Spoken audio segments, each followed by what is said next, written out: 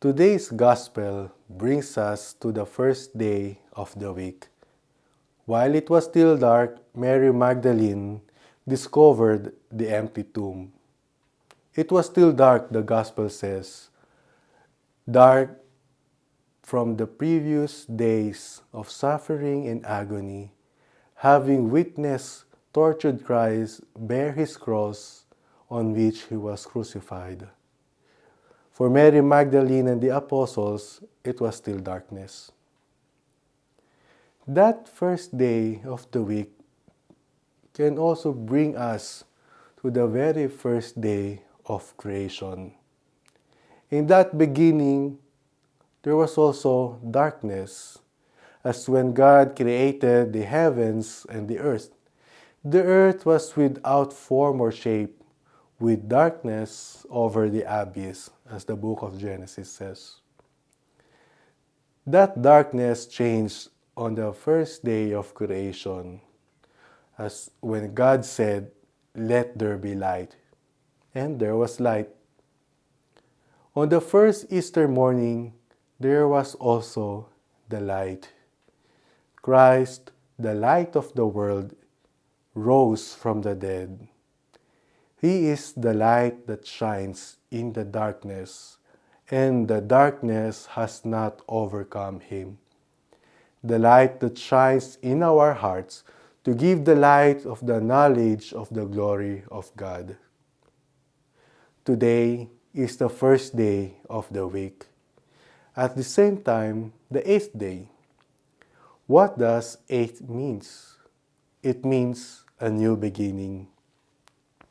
Just as in the musical scale, begins with the note Do and ends with the seventh note T. Then what comes next?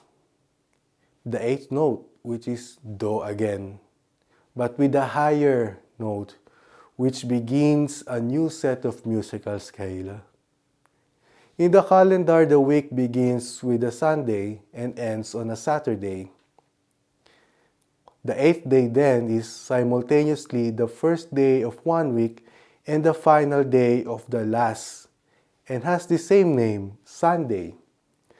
It is the first day of the week, of the new week, and the liberating eighth day from the last week, a new beginning. That reflects the mystery of the resurrection of the Lord. On this joyful Easter day, God has begun the work of the new creation with the resurrection of His Son. The resurrection of our Lord is the new beginning for mankind. God created the world in 6 days, and on the seventh day, He rested. And through the death and resurrection of our Lord on the eighth day, mankind was redeemed, freed from its slavery from sin and death, elevated into a higher status as children of God. Through this, our being adopted as children of God, a completely new life is bestowed upon us, Christians. Easter then speaks of new beginning, of new life. Truly, this day is the day the Lord has made. Let us rejoice and be glad. For the people who walked in darkness have seen a great light. Upon those who lived in a land of gloom, a light has shone. The Lord hath brought them abundant joy and great rejoicing. I would like to compare this with childbirth.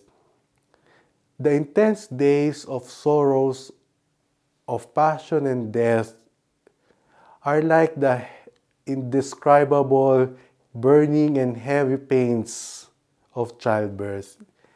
Indescribable pains, that pain that brought life. I am sure the mothers who are listening can relate to this. Brothers and sisters, may the light of the risen Lord give you hope, especially in these turbulent times. This time of fear and pain and restlessness caused by pandemic. As Fulton Sheen said, unless there is a Good Friday in our lives, there will never be an Easter Sunday. The cross is the condition of the empty tomb, and the crown of thorns is the preface to the halo of light. Easter Sunday comes after Good Friday. The resurrection of Christ is our hope. Let us not waste the opportunity we have now.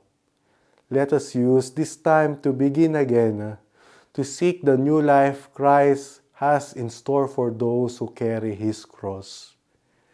Let us look forward in attaining what is more important, the salvation of our souls, which is sharing in the glory of the risen Christ. For a new beginning in a new life come to those who persevere.